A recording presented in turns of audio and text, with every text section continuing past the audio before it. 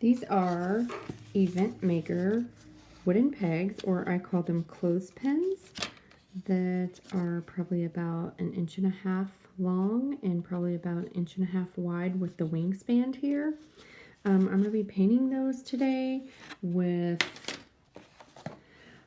Posh Impressions Luminous Inkabilities Rainbow Sponge Inks. Luminous metallics. I'm going to be using metallic violet, teal, gray, and this one is metallic red. Alrighty, let's get started. I have 4 of them out here. I just have like 3 drops of each of the different inks on a little paper plate off camera. And now we're going to paint these. First I'm going to be using the metallic red. And it doesn't have to be perfect. It doesn't have to be unless you want it to be. I'm just taking a little cheap little horsehair brush that I got in a kit with something. Just kind of dabbing it on there. I'm not even worrying about if it gets on the sides or anything. And yeah, there's going to be some splatter, so if you don't want the other ones to get it on there, you might want to keep away because it kind of splattered that one a little bit. Alright, I'm going to just leave it as is, because the ink will settle on it, and I want to let that dry. And if you want your brush to be clean in between, obviously you'll have a cup of water that you can rinse it out. I'm just going to dab mine off, because I'm not really worried about if it's like super perfect.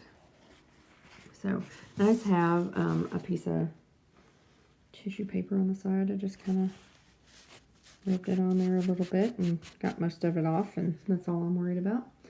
Next is going to be the purple color.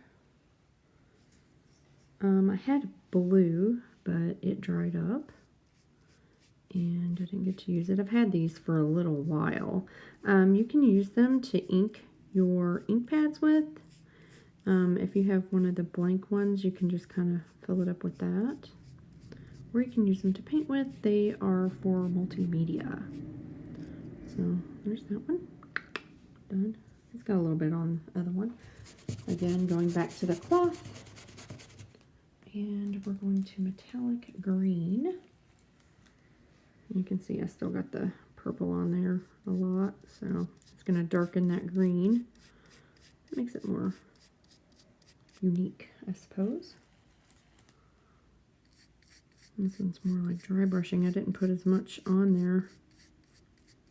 Well, it kind of turned out blue, which that's fine, because I kind of wanted a blue one anyway, not really a green one.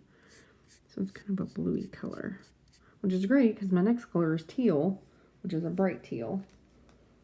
And I didn't even brush that off. That's kind of looking about the same. But I really like this. Well, it's bluer. We'll compare here in a minute. More blue. Alright, let's put it down there. Let's see these two. Not really much of a difference. This one's got a little bit more metallic look to it. Let's see here. Make sure you shake them really well, because if you don't, the metallic particles will settle. I know I've had that happen where it's looked really watery. And I'm going back at this teal one a little bit more. Oh yeah, I like that better.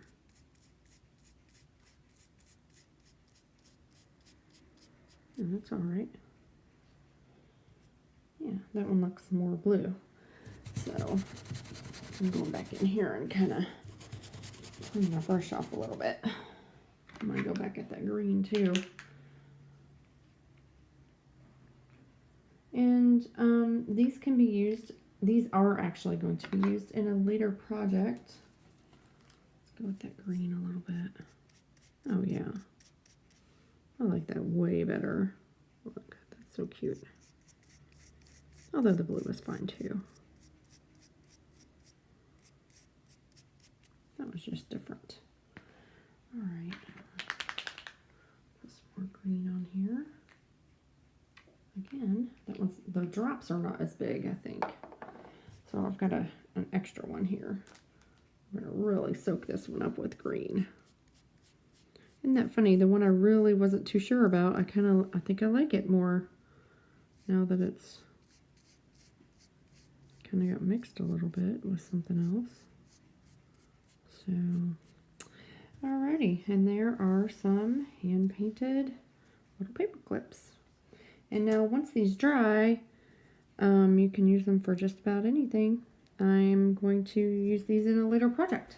So, I hope you liked it. Bye.